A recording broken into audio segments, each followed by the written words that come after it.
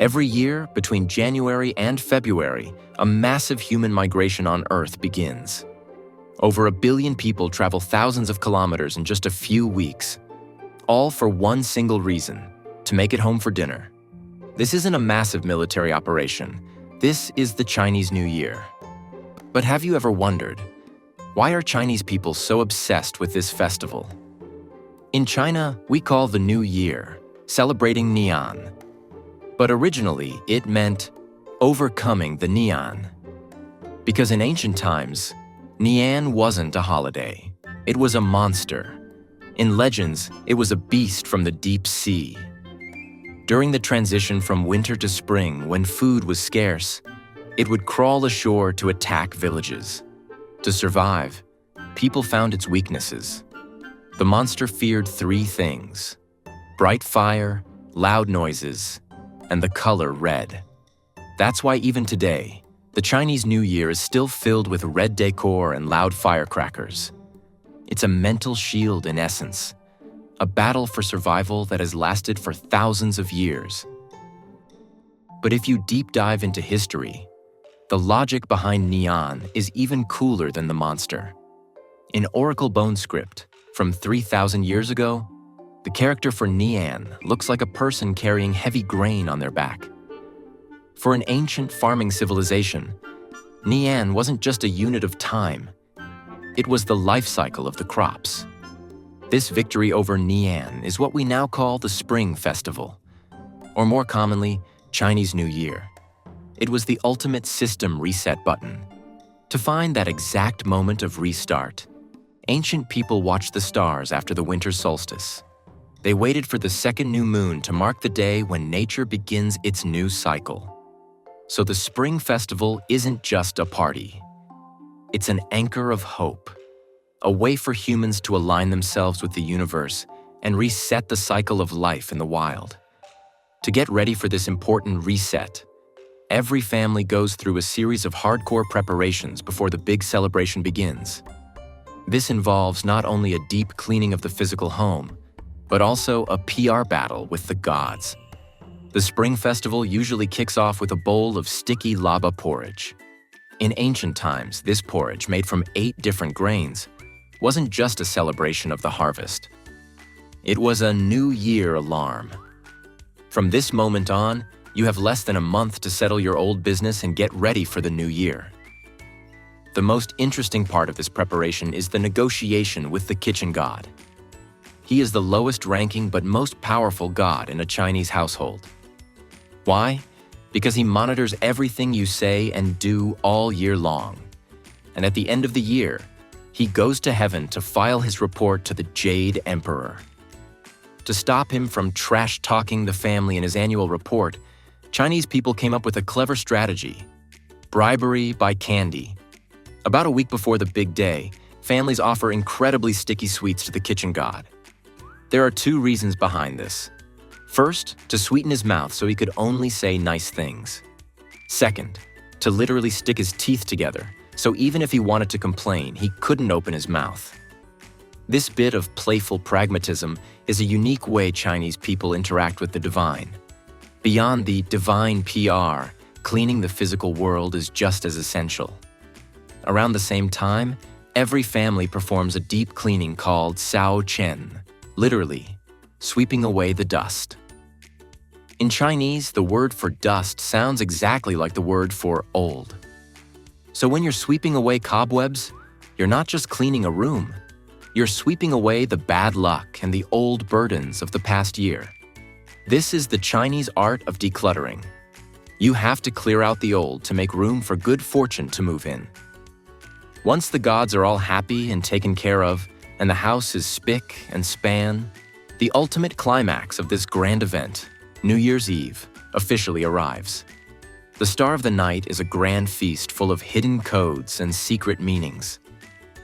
Before the sun sets on New Year's Eve, Chinese doorways get a complete makeover with spring couplets, a unique kind of red literature. These are pairs of symmetrical poems written on red paper, usually filled with wishes for the future. Think of it as installing a good luck filter on your front door, ensuring that only blessings can pass through. On New Year's Eve, every family in China has only one goal: reunion. No matter where they are, everyone rushes back to the dinner table before midnight. This feast isn't just about filling your stomach. It's more like a grand ceremony full of wordplay codes. For example, there must be a whole fish on the table. In Chinese, the word for fish sounds exactly like the word for surplus. It represents the wish to always have more than you need, every year. And then, there are the dumplings, a must-have for people in northern China. Their shape looks just like yuan bao, the gold and silver currency of ancient China. So, eating dumplings literally means swallowing wealth to secure a prosperous year ahead. For kids, the most exciting moment is receiving the red envelope. Sure, it's filled with money, but it's officially called Yasui Qian, which means money to suppress Suiya. Legend says Sui was a sneaky little demon that haunted children on New Year's Eve. So, these red envelopes were like a protection charm, using the money to keep the demon away and ensure the kids grow up safe and sound in the new year. Today, the red envelope is more than just a gift from the elders. It's also a way for the younger generation to show gratitude to their parents. It has become a beautiful passing of care across generations. When the clock hits midnight, the whole city just goes off. It's a total energy explosion. Fireworks and firecrackers completely take over the sky. But this isn't just about the celebration. It's about keeping an ancient tradition alive, using bright lights and loud bangs to scare away any evil or bad luck left from the past. The next morning, the social mode is officially switched on. People put on their best new clothes to visit friends and family. This tradition is all about making New Year rounds, and the one line you'll hear everywhere is, Gong Xi Fa Kai. It's more than just a polite greeting. It's a mutual blessing that basically means, wishing you great fortune. If you spot the vibrant dragon and lion dances on the streets, it means the good luck has reached its peak. The dragon stands for royalty and power, while the lion is there to protect and ward off evil.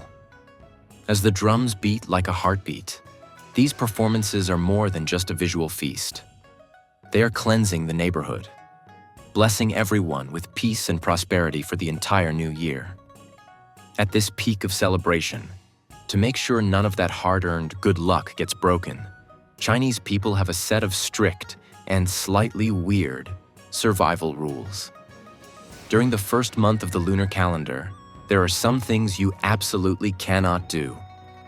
On the first day of the Lunar New Year, picking up a broom or taking out the trash is a huge no-no. Why? Because Chinese people believe the house is covered in fresh wealth that just landed. If you sweep the floor, you're basically sweeping your wealth straight out the door. So, on this day, leaving the trash where it is isn't being lazy. It's actually a sign of respect for your fortune. If you accidentally drop a bowl or a plate, the room might instantly go silent. But don't panic. The Chinese wordplay magic is here to save the day. You'll immediately hear everyone shout, "Sui sui ping an." Basically, they are saying, break it into peace. You see, in Chinese, the word for shattered sounds exactly like the word for year. So, with this clever phrase, that awkward accident is instantly flipped into a blessing for safety and peace, year after year. But the most hardcore rules of the entire festival all revolve around one color: red. In China, red is the ultimate defense shield. If it happens to be your zodiac year, meaning your animal sign matches the current year, it might sound cool, but it's actually the year you're most likely to have bad luck. To block out any potential disasters, you have to gear up in full red. From red jackets and scarves to the most crucial part, red underwear and even red socks. This inside-out armor creates a protective energy field to ward off any negative vibes. Even the red paper on the doors and the red envelopes in your hands are all about using the power of red to keep everyone safe and sound. From ancient legends of chasing away monsters to going all in on the color red, Every single ritual of the Spring Festival leads to one core question. Why has this festival lasted for thousands of years? And how did it become the ultimate cultural symbol for Chinese people all around the world? As times change, these ancient traditions are sparking new life through modern technology. Today, the Chinese Lunar New Year has gone cyber. People are sending digital red envelopes through their screens, using AI to design artistic spring couplets, and even joining virtual New Year visits on social media.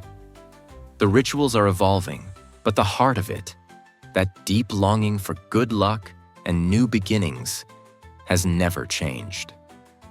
After a month of preparation, feasting, and taboos, you'll realize that every single ritual of the Spring Festival eventually boils down to two simple words: reunion and gratitude. For Chinese people, the Spring Festival is a collective return to the roots. No matter how times change, the heart of it never wavers. It's about family gathering together to thank the past and to give each other the courage to face the future. This bond with family is a universal language. And that's why the Chinese New Year can bridge any cultural gap. Today, the Lunar New Year no longer belongs just to China. Times Square in New York to Chinatown in London, nearly 200 countries are celebrating together. It's not just a UN holiday. It's a shared cultural heritage for all of humanity. And that's not just because of the dazzling dragon and lion dances, but also because of the positive energy this festival carries. No matter how many regrets we had last year, the arrival of spring gives us a chance to press the reset button and embrace a new hope. The new year is just around the corner. I want to share with you the two most classic Chinese blessings. The first one you've probably already heard: Gong Xi Fa Cai. It's a direct wish for wealth and prosperity. It perfectly captures Chinese people's love for life and the simple desire to thrive. The second one is more poetic: Wan Shi Ru Yi. It means, may everything in your life unfold exactly as you wish, like seeds in spring blooming into reality. So, wherever you are, whether you celebrate this festival or not, I wish you Gong Xi Fa Cai Wan Shi Ru Yi. Happy Chinese New Year.